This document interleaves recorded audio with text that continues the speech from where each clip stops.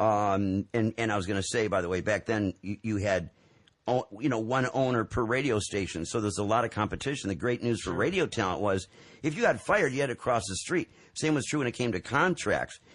Everybody started bidding wars all over the place. Oh, yeah. I mean, shit, there was, I mean, in the heyday of Detroit, 1970, in the 70s, you had ABX, W4, CSX, Riff. You know what I mean? You had 4 stations right there.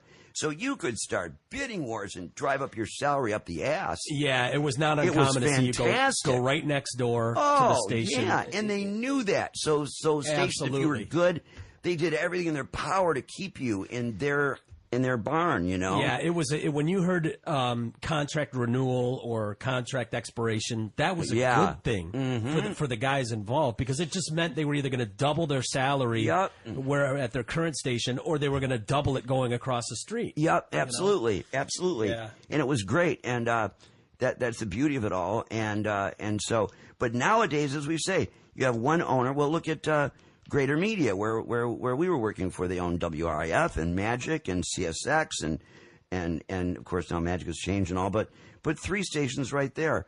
And so what happens is, you lose your job. Shit, where are you gonna go? Who else is? You go to CSX. Well, they own that. It's like over here. Well, they own that. So it was intended originally by allowing one owner to have multiple stations was supposed to help things, and what it did is it may have helped the ownership, but it fucked over the talent.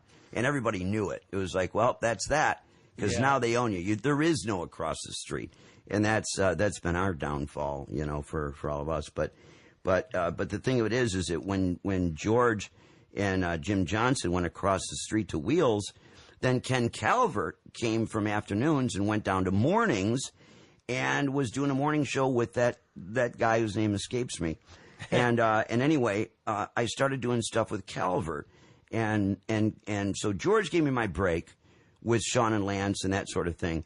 Ken Calvert really gave me my big break, for which I'll always, again, be super, super grateful to him, because with Ken Calvert, Mr. Stress was born, Bob Boner, Cliche Brothers, all these acts that I had, and they all became incredibly successful, thank God. And then that led me to be an independent contractor, because then now I had something.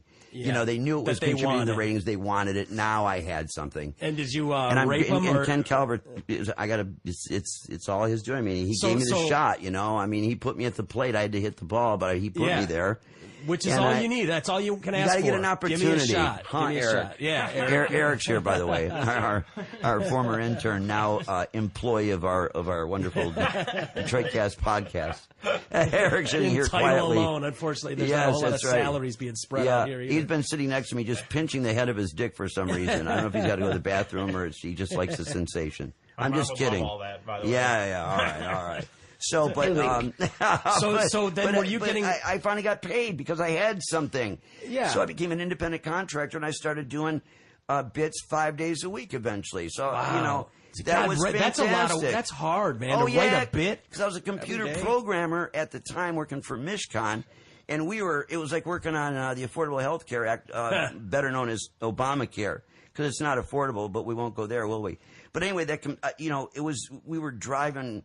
I mean, like, I think I've told you this before. Shit, I was laying down bits on a micro cassette player at 2 a.m. on the way home from downtown Detroit. Yeah, so you still had your other job. Working at the Guardian building on these fucking projects. I'm sitting there trying to write a stress bit for the morning with Ken. Yeah. And then I would get home, and then I'd transcribe it off the cassette player to paper. Did any of them just suck? Cause you no, had they were nothing? pretty good. All of them they were all good, you know? I got to say it, but you remember I was a lot younger then, man. Yeah, the energy. You know what I mean? Yeah, I had the energy. So I had the energy. When he finally said, I hey, drank man, a lot too. Yeah, you did. When he finally said, hey, man, why don't you come on and do these as a contracted employee? I still had another job. Eventually, I pushed for it. I was just hey, I got to get paid for this, don't you think, Ken? Yeah. And they were probably behind the scenes just going, man, when's this dude going to ask? We'll take it for free as long as we can do it. Absolutely. But eventually, this motherfucker's going to wise up and ask for some money. You got it. He's going to take he's going to take the chance and push, and it worked, And you had to know. I mean, that was popular for 20 years. Yeah, and it reached a point where it's just like, and still because is, I really. Yeah. I mean, you can still do a stress bit now or a boner bit, and they still do really well. Yeah, they do well. And at some point, we should fire that up right here on this podcast. Yeah, get stress going again, and Bob Boner and that. But what did you get paid in those first days? In the beginning, I got $100 a bit. $100 a bit. $100 okay, a bit. So $500. You're talking about 85. Yeah, that would have been. Well, no. At that point, because that was with Ken Calvert. That was 1989. 89, 90. 89, 90. And then 91, you came on with Drew. Yeah. Okay. So you went from finally getting a little bit in the business to fucking arriving, my man. So wow. I was making $500 a week, so there you go. That's not bad, And then a lot more than $500 a week. Not that much, though. Not that much as compared to Drew. Because you know what they did with me? It's like, oh, you want to be here full time? Yeah. They knew how desperate I was. Yeah. You want to quit your job at Mishcon? You don't want to program a computer anymore? You want to come and do radio? Come on, my man. I tell you what, how about we pay you $30,000? Whoa, big deal, Which is a big deal. I remember my first... Yeah, but that isn't what they paid me. Actually, in the end, my very first paycheck, my first contract, I've never told this to anybody, but was $50 grand is what they paid me for my very first year. $50 grand. No. I'm sorry. Yeah, and I was. That was enough because as a computer programmer, I was making $41 grand. Really? So that was more than I was making at Mishcon. That was huge, Yeah. But it was an enormous risk. Yeah. I mean, I was walking away from a steady job, and computers were the place to be. I mean, computers were still huge, man. Yeah, still are. And I think you made the right choice. They all were giving me shit too. Everyone was bitter, that I knew. They all turned on me, and in fact, there was jealous, man. They're shit jealous. like that going on anyway. I had this cunt of a boss, this chick, and she really was. I'm not starting to use the term loosely. I mean, she really was all that you would define that word as. And she hated that I was doing Mr. Stress. She hated that. Jealous. Yeah, she hated it. I was doing it really before I was doing those things at 7:30. Yeah, before the workday started. Before the workday started. And I wasn't screwing on, but she just didn't like the popularity because all day long people go like, oh, you're in Stress and Riff. Yeah. Wah. Yeah, you were getting popular. She hated that. And what saved me was that the director of information systems of Mishcon, which was the highest position available, was a woman, a bright red-headed lady, and she loved Mr. Stress, and so did her daughter, and that gave me the in, man. The there big was boss no higher boss in computers than this gal. That's awesome. She loved it, and this cunt knew it. Oh, she wanted me out there. She tried to build a case on me. She gave me a shit project deliberately so I would come in over budget, and plus the deadline and everything else, No way. on purpose to build a case on me. Did they see through it? Well, yeah, this top dog did. This chick, this woman. Really? Yeah, she knew exactly what was going on. So, boy, did I love it. Did I have a boner when I walked in with my letter of resignation, said, here you go, you fucking cunt. Bam! Walked out of there with a screaming Bob Boner. I'm gone. Mr. Stress, you eat so much. I'm going to do that for a living, you fucking bitch. Oh, it was so great. That's awesome. Oh, yeah, and her fucking fat face just fell, just thump. She didn't see it coming. Oh, people really? thought I was crazy. Yeah. Are you kidding? Radio, those jobs last like a day. Yeah. They don't pay for shit. They don't pay for shit. People are fired every 2 seconds. Mm-hmm. You're out of your mind. You're not going to get hired back here. You know that. Oh, yeah. I mean, they were livid about it. No, I was amazed how few well-wishers I had. I mean, I had some, which was really nice. Doesn't surprise me. It really bummed me out, though. People I thought were my buddies and stuff that all of a sudden. But you know what, Mike? It was jealousy. They were just like, I see. Mr. Celebrity. He knows everything. Thinks he's so smart. Yeah. Yeah, totally, right, man. It's a jealousy thing. No doubt about it. It was. I wasn't ready for that. I thought, but anyway. And then that was full time with the morning show. Then in '91, that was full time. That's when you actually officially left that gig. That's right. Because that's 41 grand a year in 1990 is a lot of money. It was a lot of money. That was doing pretty good. That was a programmer, system analyst. What did Trish think at the time? Was she like, Michael? She was scared to death, but she always supported me, though. Yeah. That's one thing I'll say about my wife. She's always stood behind all my decisions. Could you imagine the regret if you would have not done that. I mean, you and Trish's relationship would be dog shit because you would have regretted it every day. It's one of those things when you make a decision. If it works out, you're great. You're if a it genius. doesn't, you're the biggest idiot. What were you thinking? Yeah. You know. I think about it every day. Oh, my God. Oh, my God. My ass up at 6 a.m. every day this week. Yeah. So the thing of it was originally, I don't know, do people care about all this stuff or should I they do. They to love this shit. You people want to, see, I wish we had phones. We could say, like, do you want the rest of the story or are you done with this? No, Mike, you know what? I hear almost as much as anything else. I have stacks of email from people that love hearing the backstory. Yes. Mm-hmm. They'd love to hear. In fact, there's a couple emails that I remember reading that would love the entire backstory on the start and middle and end of the Drew and Mike show. And even before that, the time you're talking about right now. So there's definitely people that love hearing this. How about we go another 5 minutes with it then? Then That's we'll move fine. on to whatever you got, stuff. man. I haven't heard a lot of this stuff. But I was just going to say that once I got that gig, and that was funny too, to get that $50,000, I had to go hire an agent. I didn't have an agent. Yeah. And then I found out that everybody keeps agents quiet. You know, nobody would say who their agent was. Yeah. Nobody. Ooh. It was just like, who represents you? I don't know. It's like, well, I know you have an agent. Well, guys don't take. And a lot of those agents wouldn't take anybody like me. Why? You know, you had to be established. You had to be a big act. You had to be a Ken Calvert or a Jim Johnson, or they're like not worth their while. Yeah. They wanted guys that were making big dollars. And back then, Jim Johnson and George Beyer, at the height of their popularity, they were making $250,000 a year. Wow, that was good. That was great oh money. My God, man, that was fucking fantastic. Yeah. In the '80s, $250,000, so big dollars. In the 80s, you know, they were pulling that kind of bank. Wow. Yep. So that was a lot of money, and the thing of it is but so you had agents that represented guys like that. But with me, you've never done this before. Yeah. Oh, dear. So I couldn't find an agent, and I'm trying to remember how. Oh, no, that's another long story. Never mind. You remember Funny Side of the Street, you know, that TV thing I did with Mark Ridley and all that stuff? Do and I. all that. Yeah. Yeah. Someday hilarious. we'll get into that. But the guy that was responsible for that TV production, I had him rep me for a while. That ended up to be nothing but phone calls with him forever. Ooh. He wanted to go on. He had these puppets. It's another story. One day I'll tell you about the puppets. But anyways, so I eventually, let's just put it this way. Eventually, one thing led to another, and I had this agent that I thought was a reasonably good entertainment attorney. He really wasn't. I don't think he'd ever done it before. Was he a lawyer? Yeah, he was a lawyer. He was an attorney. He was a little guy. He was sort of a Danny DeVito kind of a looking guy, only not as fat. Yeah. And he went in there, and I thought that he had it together, and you know. But in the end, I got the $55,000, so I was happy, and you know. But I had to pay him some cash. He took his half. Yeah, but he was a chain smoker, and he always wore like a Detective Columbo coat, and I thought he was going to have a heart attack every time I saw him. I mean, he was just in the worst shape. How long did you have him before a year Novak? For the first contract, and that was it. Yeah, that was it. That was it. And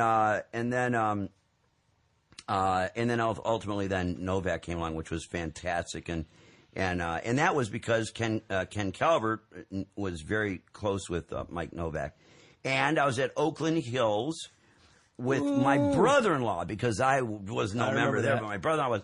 And that's when we were in the grill having a couple of beers after a round, and over the table I saw Ken Calvert, and I went over to say hi to Ken, and he said, "Oh, and by the way, this is my attorney, Mike Novak." And it was like bing, bing, bing, because I knew Novak.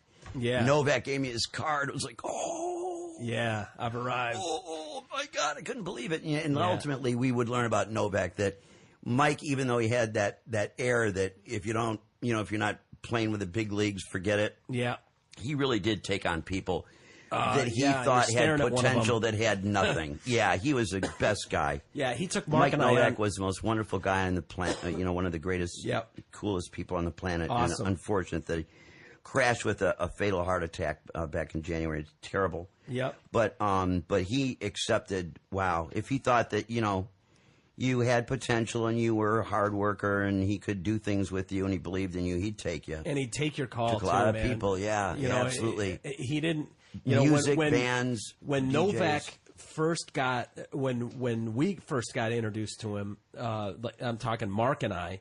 We had been making $12,000 a year. for the Drew and Mike show. That was our first deal. Yeah. We're making $12,000 a year. $12,000. Yeah. And that's something? Yeah. But we were interns before that. And, you know, I think I was making, $10,000 a year or something in Lansing and Kalamazoo. We were making nothing. But then they, I can't remember how this went, but I got asked back to Riff after that station in Kalamazoo folded. And when I came back to Riff, they brought Mark and I in individually and gave us each raises to $18,000 a year with benefits. Yeah. Which was all of a sudden, holy shit. Yeah. Then you find out the second half to that was they fired Rob 5 minutes later. Okay? Yeah. So they didn't want us having the chance to, Rob gets shit canned and he goes, come on, boys, you're coming with me. So they gave us raises and benefits and all that shit. And then said, Rob, we need you for a minute, and blew Rob out. Oh. And so all of a sudden it was like, here's your show, guys. And I remember that, you and Drew were just like, okay. And you were more comfortable than Drew was because you had been there. We had been there for that 6 months when Drew was out with his back surgery. Right. So you'd worked with Mark and I for that 6 months. Exactly. And Drew hadn't. Right. Now, That's right. Drew, remember That's why me, he was throwing flags with you guys, and I was like, I'm telling you, they're good guys. Yeah. It was probably behind the scenes. It was probably you who went to bat for us. I was selling you big time because he was leery. And also he knew a big producer that was a friend of his down in Atlanta that I think he had his eye on, Yep. A guy named Roger that he really liked. You can't fault anyone No, for that. No, absolutely not. Drew's in, I interned with you guys in 95, and that's that period there. And that was 95, was it? Yeah, towards the end of 95. and that's where the unpaid intern tag started. Mike the unpaid intern. So and there was no other interns, there was no other producers, so it was kind of it really was just Rob and you guys and Trudy. Yeah. And so I really did get to know you guys back then. I knew you guys and kind of ran with the crew. So it wasn't like Drew didn't know who I was, but then I was gone for a year or so, and then when I came back, he was still like, oh God, that last I knew he was an intern, used when we needed him and stuff, but shortly thereafter, I mean, you had worked with us, and then Drew was on board, and it was all fine. Yeah. But yeah, we were making $18,000 a year. That's something. Yeah, but that's then just how it goes. Novak, we weren't paying Novak in the beginning. Right. Mark and I weren't. You guys were paying him enough that it was, we were kind of the charity case that came with the territory. Otherwise, you guys would have had to do it. Yeah. And that wasn't going to happen. Fuck no, it wasn't. Best for all of us. And that's not a knock. It's just like, hey, man, you got enough on your plate, But they would have fucked us around forever if they could have. Yeah. And most shows in the country, that's what happens. You don't get... it's like, hey, I look out for myself. You get what you can get. Right. And you got producers everywhere making jack shit. And I'll tell you this, man. The reason Mark and I were there for 17 years is because Drew and Mike took care of their guys, period. Yeah. You guys looked after us like nobody, it shouldn't have been done probably. Look, you guys looked after us better than anybody else would have. Yeah, well, that's nice. Thank you for that. It's the truth. Mark will tell you the same thing. Yeah, you know what I mean? And well, certainly didn't have to. But thing of it is, and I should add too, by the way, that very successful with Ken Calvert and all that, and then Ken, just to fill in the rest of that story, is that once JJ and them came back and they're on Wheels in the Morning, and Ken Calvert was at Riff. And I was doing Mr. Stress and Bob Boner and all that stuff with him and Lynn Woodison. Then Ken decided to go to Afternoons on Wheels, and I tried to see if I get a move as a co-host with him. That didn't pan out. Really? And then he ended up leaving and going to Wheels in the afternoons, which left Lynn Woodison. This is how Drew and Mike were born, just is where we're going with this. And so I had this popular gig, like I tell you, with Stress Boner and Cliche Brothers and all that stuff. And Ken Calvert now went off to Wheels, and JJ and them were over there, and they're not going to do Stress and Boner because, that was the old Shauna Lance days. That was now done with. So there I was, and so I got that agent, right, and I left, and I got the full-time job like we had talked about with the programmer thing and that cunt that, I was able to throw my letter of resignation at. I wish there was a video camera running. I would love to look at that again and again and again, even today. Yeah. So, but anyway, at that point, they had decided to hire me as a co-host, but they didn't know who to put me with. So Lynn Woodison was there, but they wanted one other person. So Lynn was sitting there, and then they went through and they came up with Drew. So now Jim Pemberton, who is the PD, had this meeting set up at Relic Music Cafe for me to meet Drew. So they flew Drew in, who had this big bushy beard, huge. That's beard. hilarious. He looked like one of the one of the Boston Red Sox. One of the fucking Red Sox, absolutely. And Which so is weird. So we met and we were talking, and the three of us, and then Pemberton eventually took off, and Drew and I shooting the shit, and then we went out and had gay sex and to really get to know one another. And so anyway, and then we started talking on the phone and trying to get to know one another and so forth, so on. And you were really familiar with Detroit. You were a Detroit boy. Right. And he was just coming to town. Didn't know shit. Right. Yeah. Born in Chicago. Coming from Arizona. Arizona. So he had that sort of Midwestern feeling. But yeah, he was coming from Arizona where he lost his gig out there. And the station changed formats and stuff. And before that was Boston. He was working with Peter Zipfel, otherwise known as Zip. Yep. But him and Zip had a falling out. And Zip had some problems. And the two went their separate ways. And so Drew came sans Zip. But Zip was here for a while. So what happened is Drew came in, met Lynn Woodison, and Lynn Woodison wasn't exactly thrilled. She wasn't happy to be honest, she wasn't happy that Ken Calvert left to begin with. Yeah. And that upset her a great deal, and she certainly wasn't happy about some guy she didn't know coming in from Arizona. Right. Named Andrew Lane. Right. And so when she met with Drew, she said something about she thought she was the big dog, and I love Lynn. Lynn has always been a doll to me. I really mean that. But she was like, who the fuck are these clowns? Yeah, right. I'm a big shit in this town, and who the hell is this? Yeah, and I think she was concerned. It was Drew was doing a whole different kind of a show back then, And I think she thought it was a little too poppy and all that. He didn't know Detroit. He wasn't from here. I mean, those are back in the days when Talbert was writing. And if you weren't from here, the idea was in radio in those early days, if you weren't from Detroit, you would never make it. Yeah. Never. And never. That was true. That held true for really a long did. time. It really did. Yeah. It really did. It really was true. Yeah. And so for me, they had me, so they knew I was born and raised in Royal Oak, so I could be that bridge, right? Mm-hmm. And so bottom line is that Lynn didn't have exactly the best meeting with Drew, and Drew walked away from that thinking, boy, I don't know about this.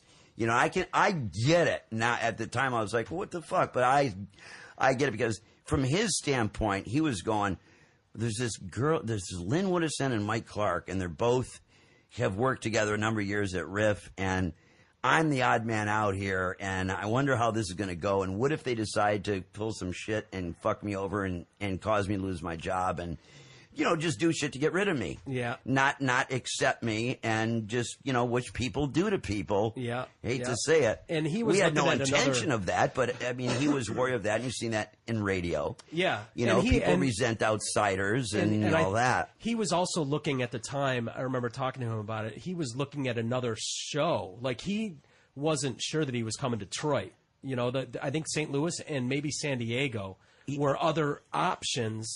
Him and Zip had sat in on St. Louis and had done a show for a week, just sort of an audition. Yeah. Yeah, and so, but he really did like the whole Riff thing, because he knew it was a heritage station. It had a gigundous signal. Yeah. And he felt like you guys... It was number 6 in the market, too. That was big. In the country, yeah. It was number 6 in the country, yes. Yeah, which was gigantic. Now it's not even the top 10, of course. The population is terrible. You guys listened and felt that there was some shit for the taking, too. Mm-hmm, you know what I mean? Like, you could listen around the dial in Detroit, and it wasn't like you were going into Howard Stern's backyard where it was like, you're fucking good luck. Good luck. Right. And that's not a knock on anybody that was here. Right. It just, you listen to it and you go, okay, I can hang with this. I got a fair shot. I got a fair shot to do something here. Right. And people will listen. They're not desperately tied to someone that's been there for 10 years and is not touchable. Drew and Mike became for a long, long time. Right, for a long time. What I mean? Yeah. Yep. So the thing of it is Drew decided, in the interest of self-preservation, he would go back and get Zip, because he just didn't like the lay of the land. So he did, and he got Zip. I was really disappointed because I was in as a co-host. I mean, that was a done deal. No kidding. Yeah, and it was going to be Drew and I, and Lynn, when they hired Drew, she was so upset that she did one show with Drew. Okay, so Drew was concerned, so he showed up with Zip. Now I became the third person, right, on the show. So I was bummed out.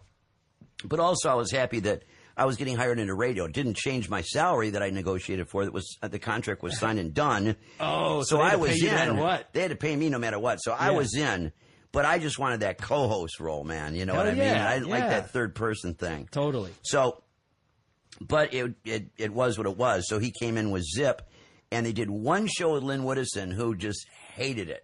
I mean, afterwards she said, it was all potty humor, and it didn't take long before they were talking about tampons. And that tampon joke really fucking chapped her ass, man. Oh, yeah. And so she got really upset, and she just out and quit, So now you got Drew, Zip, and me.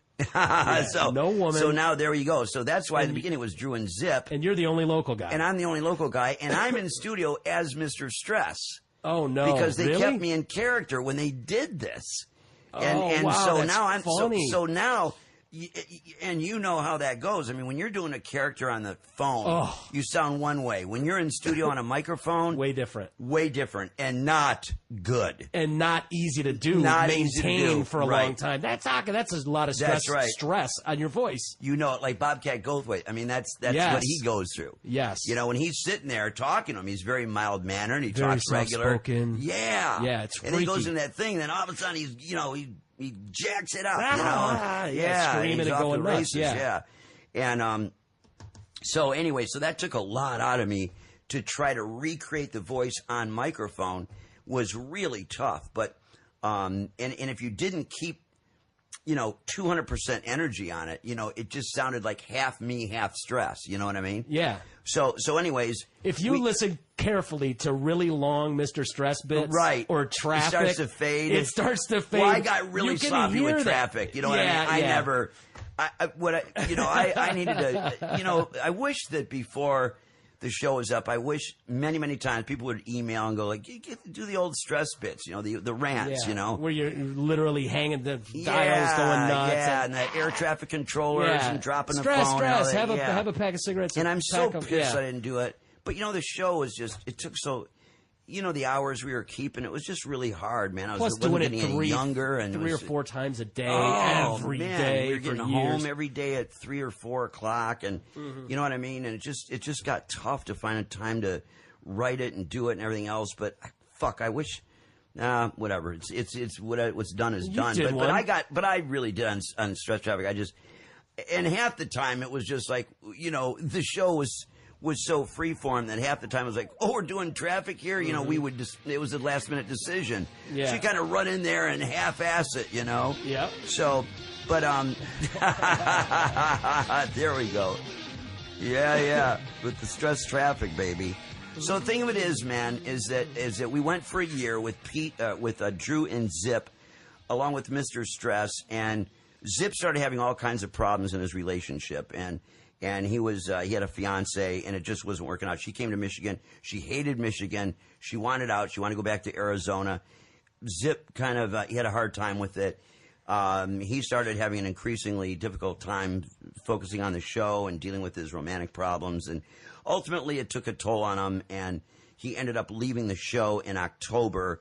That would have been because Drew and I started on the air. My first day on the air was December 8th. It was a Ken Calvert, Lynn Woodison holdover promotion in Jamaica, and it was called Jamaican Me Crazy. And since Calvert went to Wheels and Lynn quit, there that thing was. So my first day on the air was December 8th, 1991 in Jamaica with Drew and Zip. That's awesome. Yeah, so upon return from that, so that was December. Okay, so now October of 1992, Peter Zip quit, left, went back to Massachusetts. And by now, Drew and I had developed a lot of chemistry together. We were writing a lot of bits together. We were hitting it off together. And we had a really, really great general manager then. Clint Sly was, we were dating. We were long, absolutely. Yeah. Clint Sly was the new GM, which was great. He had those Learjet promotions. We were giving away motorcycles, the big hogs, and fucking Clint Sly comes down the hallway of a bank building in a hog, ripping down over the carpeting into the Riff studio. Clint Sly was fucking awesome, man. Mm-hmm. I was so bummed when he left. But anyway, he's like, why are we dicking around? Fuck the stress thing. Just become Mike. You know, I loved it. He was impulsive. Just like, you're Mike, fucking do Mike. All right. The name of the show is Drew and Mike, and it starts Monday. Let's go. And he was that kind of guy. That's great. And it was like, whoa, all right. and he had the power to do it. And he had the power to do it. Like he was the terminator vice president of the station. Yeah. He was fantastic. That's great. So, and I give a lot of credit to Drew because poor Drew, you know, your first time on microphone, I mean, I was flipped out. Because now I'm not doing stress. I'm Mike. Yeah. So who's Mike? Oh, yeah. You've got I started thinking like, well, who's Mike? Because Mike is really stress. Right. It's me. It's my humor. It's my humor in the form of stress. Yeah. But I'm still going to do stress. So who am I? And wow, that's funny. Who am I? Who am I? Who am I? Am I Clark in a knit cap? So you must have fucking been like falling into stress every once in a while. Oh, you got to be careful of that. And also, you can hear it on very, very, very early Drew and Mike bits. Oh, yeah. And you can hear stress in there. For sure. And then the first time when I'm talking on the microphone, it's like, ooh, because my voice is coming back to me in the headset. Yeah. And I hated how I sounded. It was just like, ugh. So now I started trying to change my voice, and, you know, I didn't want to hear tapes of what I sounded like. I thought it was terrible, and I just freaked out. Yeah. I mean, I got to hand it to Drew. Boy, I mean, for 6 months, that was a real big fight I had on my hands with myself, really. But everybody goes through that. That's what everybody goes through. Like wearing headphones for the first time. Mm-hmm. Everybody, the guys that do radio well, and because everybody will say the same thing. Oh, it's like me and my buddies in the living room sitting around listening to you guys. It reminds me of me and my friends. Yeah. And if you do it right and you're good at it, that's what it sounds like. It sounds relaxed and normal and free flowing.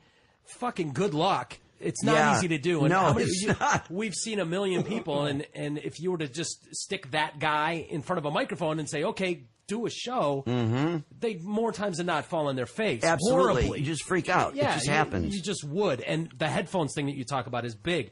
So huge. A lot of times they'll tell you to pull one headphone one off. off. That's so right. You can I tried hear that. Your voice. I tried which that. Never worked for me. I didn't like that. It didn't work for me either. Then it was like, don't use headphones. Yeah. Then it was just like, just get rid of the headphones. Right. Forget it. Now I did that. That did help. That does help. I couldn't hear.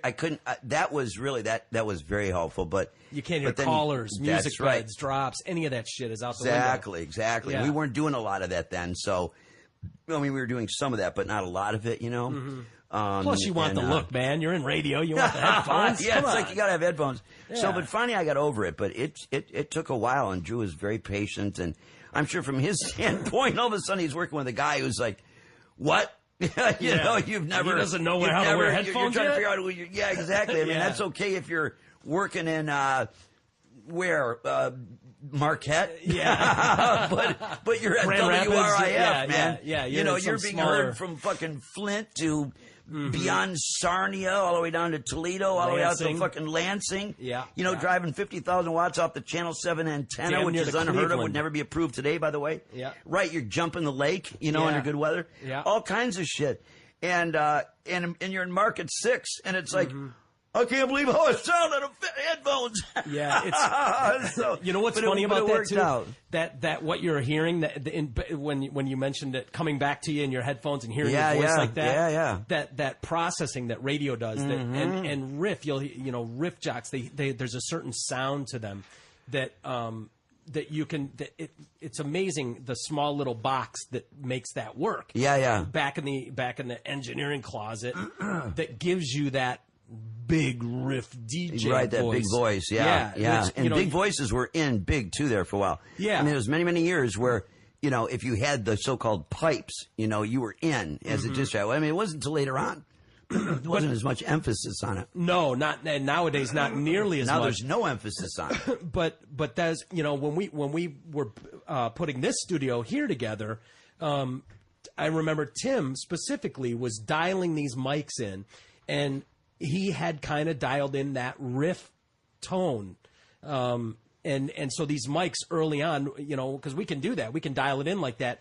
But it didn't sound like a podcast. Yeah. And so, you know, Tim and I were talking about it one day, and he was like, yeah, dude, turned him down. I was listening to other podcasts, and we just didn't sound right.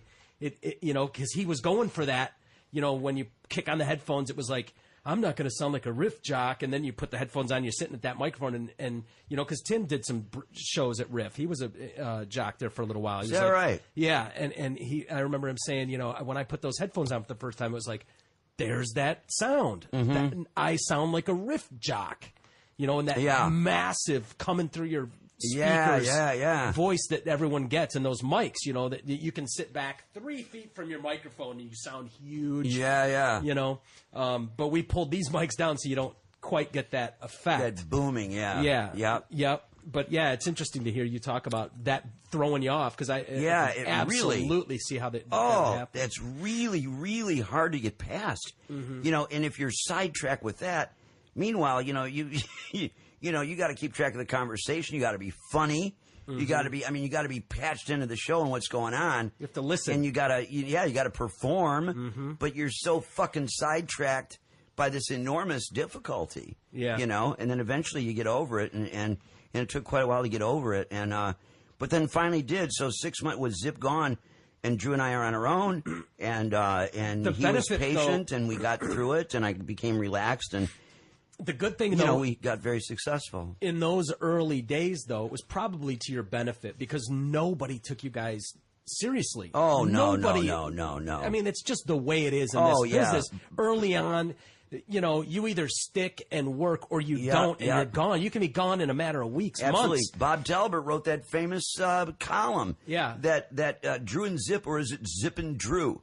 And he predicted, because neither one of them were from here, he refused to acknowledge my existence. Don't you love that? Bob Talbot hated me from the beginning. And I don't know why, because I never did anything. I never said anything shitty about him. The humor, that Stress and Bono was pretty blue and hardcore. Especially at the time. And so he wrote this, and his column, he listed every failed radio show in Detroit. And it went on for his full I couldn't believe how many names, it just went on and on and on. And then he adds Drew and Zip to the end, It's just like, wow, what a prick. But if that's that climate you're talking about. Oh, yeah. You're absolutely right. There is a feeling that's the thing about Detroit. Detroit is known for, unlike other markets, it's not a transient town. It's, people are born and raised here. They stay here. They live their lives out here for whatever reason, but There's they do, whether it's family, whatever. They vacation, they go up north. That's an oddity to people that aren't from here. But tourists don't come here. Nobody comes here. Like, you come here to work and live.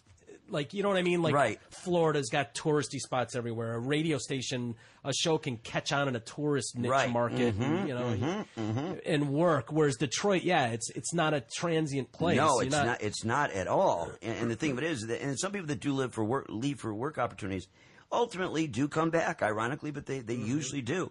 But the thing of it is, if you can get past the initial checkout factor, and that's a tough sell, because people are very wary of new shows. And they're quick to condemn and like, this sucks. It's the first shot, too.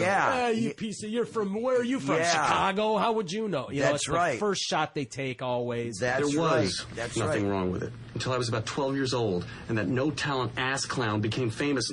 And if you put in enough time and you're accepted, the beauty of Detroit is that once you're accepted, they keep you. Love you forever, and the loyalty and the devotion is amazing, which is what we have now, and is what we always take the opportunity to thank you all once again, for that incredible loyalty and devotion that you've shown to us for 22 years and are continuing to show even now.